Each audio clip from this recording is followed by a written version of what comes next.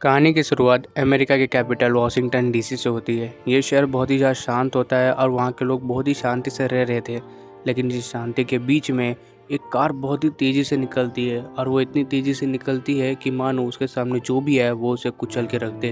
हम उस कार की तरफ देखते तो पता चलता है उस कार के ड्राइवर से कार कंट्रोल नहीं हो रही है और कार आउट ऑफ कंट्रोल हो चुकी है। कुछ समय बाद कार एक बिल्डिंग से जाके टकरा जाती है और एक बहुत बड़ा हादसा हो जाता है। शुक्र की बात ये होती है कि उस हादसे में किसी को भी कोई भी चोट नहीं आई होती है। हादसे की आवाज़ सुन के वहाँ पे बहुत से लोग जमा होने लगते हैं और कुछ समय बाद ही वहाँ पे एक बहुत बड़ी भीड़ जमा हो जाती है। भीड़ कैसे न कैसे करके उस कार में से जो फैमिली होती है उन सभी को निकालती है, पर तब तक बहुत देर हो चुकी होती है और सारे फैमिली के मेंबर्स मर चुके होते हैं और ड्राइवर भी मर चुका होता है और उस जगह से स्क्रीन ब्लैंक होता है। अब पूरी तरह से धुंधला पड़ जाता है। फिर हम 1 महीने पहले का सीन देखते हैं जहाँ पे 5 स्टूडेंट अपने क्लासरूम में बैठ के डिस्कशन कर रहे होते हैं। उनमें से एक स्टूडेंट कहता है क्राइम रेट जापान में बहुत ही तेज़ी से बढ़ रहा है और ऐसा ही चलता रहा तो जापान एक क्राइम सिटी बन जाएगा और हम कुछ भी नहीं कर पाएंगे। इस पर तुम्हारा क्या कहना है? उन बच्चों में से एक लड़की कहती है मुझे लगा था कि क्राइम रेट बढ़ जाएगा पर इतनी तेज़ी से मैं नहीं जानती थी। मैंने भी कल रिपोर्ट देखी और बहुत ही तेज़ी से बढ़ रहा है। इनफैक्ट जापान में नहीं पूरी दुनिया में बहुत ही तेज़ी से क्राइम रेट बढ़ रहा है और इसका जवाब हम सबको पता है ये क्यों बढ़ रहा है। तभी उनमें से दूसरा कोई बच्चा कहता है कि नहीं, मैं जानता हूँ ये क्यों बढ़ रहा है पर फिर भी मैं इस पर विश्वास नहीं कर पा रहा हूँ। परमैन जब गायब हुए थे उनसे पहले उन्होंने कहा था कि उन्होंने क्राइम रेट को पूरी तरह से स्टेबल कर दिया है और सही चोर पकड़े गए, तो फिर अचानक से क्राइम रेट ऐसे कैसे बढ़ सकता है?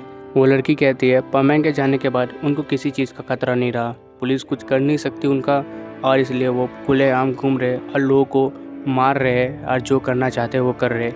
परमैन का अचानक से गायब होना उन लोग के लिए एक बहुत बड़ा गिफ्ट साबित हुआ।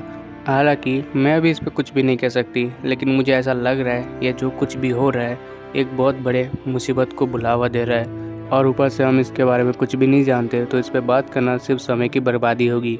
लेकिन जिसे पता है वो कुछ बोल ही नहीं रहे। मित्सुओ, तुम हमें कुछ कह सकते हो इसके ऊपर? मित्सुओ भी कुछ सोच रहा होता है। तभी वो लड़की कहती है मित्सुओ, तुम हमारी बातों को सुन भी रहे हो या नहीं? मित्सुओ अचानक से उठता है और कहता है सॉरी गाइस, मैं तुम्हारी बातों पे ध्यान नहीं दे रहा था पर अब पूरी ध्यान दूंगा। तुम मुझे कुछ बता सकते हो तुम किस बारे में बात कर रहे थे? वो लड़की कहती है हम क्राइम रेट के बारे में बात कर रहे थे और तुम ऐसे खोए खोए क्यों रहते हो? तुम किसी इंसान को या किसी चीज़ को ढूंढ रहे हो क्या जो तुम्हें अभी तक नहीं मिल रही है? अगर ढूंढ रहे हो तो हमें बता दो, हम तुम्हारी मदद कर सकते हैं, हम तुम्हारे दोस्त हैं मित्सुओ। मित्सुओ कहता है नहीं, ऐसा कुछ भी नहीं है, मैं बस किसी चीज़ के बारे में सोच रहा था।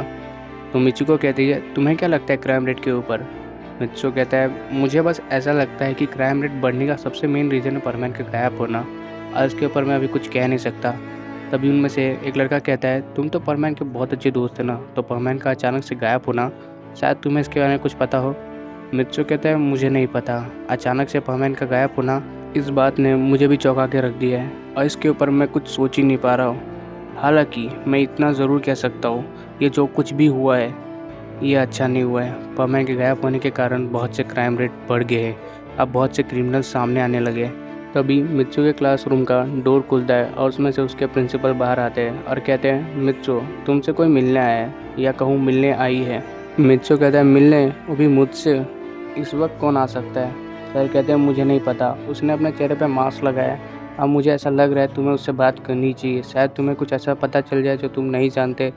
मित्सु कहता है ठीक है सर, मैं आता हूँ। सर कहते हैं नहीं, तुम मेरे साथ ही चलो। मित्सु सर के साथ जाने लगता है और मित्सु कहता है सर, ये बात देख के मुझे बहुत हैरानी हो रही है कि आप मुझे ऐसी लड़की से मिलने जाने के लिए कह रहे हैं जिसने मास्क लगा के रखा है अपने चेहरे पे। ये बहुत ही ज़्यादा अजीब लग रहा है मुझे। सर कहते हैं ऐसा क्यों? मित्सु कहता है मुझे सभी लोग बचाने की कोशिश कर रहे हैं, इनफैक्ट आप भी नहीं, मुझे पुलिस भी बचाने की कोशिश कर रही है। जब से परमैन गायब हुए मुझ पर बहुत से अटैक हुए और कुछ अटैक तो ऐसे थे जिसमें मैं मुश्किल से ज़िंदा बचा। तो जाहिर सी बात है आप मुझे किसी ऐसे इंसान से तो कभी नहीं मिलने देंगे जिसने अपने चेहरे पे मास्क ला के रखा है। तो मैं क्या ये एज्यूम कर सकता हूँ कि आप कुछ ऐसा जानते जो मैं नहीं जानता उस इंसान के बारे में? सर कहते हैं तुम तेज़ तो हो रहे हो पर इतने भी नहीं कि तुम खुद से पता लगा सको। ये बात मैं भी नहीं पता लगा पाया हूँ कि आखिर वो है कौन, पर इतना ज़रूर जानता हूँ वो तुम्हारे बहुत ही ज़्यादा करीब है। मित्सु कहता है करीब, वो भी मेरे? मित्सु सोचने लगता है इसके ऊपर और कहता है ये नहीं हो सकता, ये नामुमकिन है। वो कैसे आ सकती है यहाँ पे? मैंने तो सुना था वो मर चुकी है। और मैंने उसकी लाश भी देखी थी, तो फिर वो कैसे आ सकती है? हाँ, मित्सु वहाँ से तेज़ी से भागने लगता है और कहता है, प्रिंसिपल मैं उससे अकेले में मिलने जा रहा हूँ और आपके ऑफिस में प्रिंसिपल कहते हैं हाँ। मित्सु उसके मिलने चले जाता है और प्रिंसिपल पीछे से कहते हैं, भले देर हो चुकी है लेकिन अब ये सही समय है। मुझे लगता है परमैन के आने का वक्त हो चुका है वापस, पर शायद मैं तुम्हें रोकूं तो शायद सब कुछ बदल भी सकता है। लेकिन इसमें कोई दोहराई भी नहीं है कि तुम्हारी किस्मत पहले लिखी जा चुकी है। मैंने इसे रोकने की कोशिश की पर मैं इसे रोक नहीं पाया।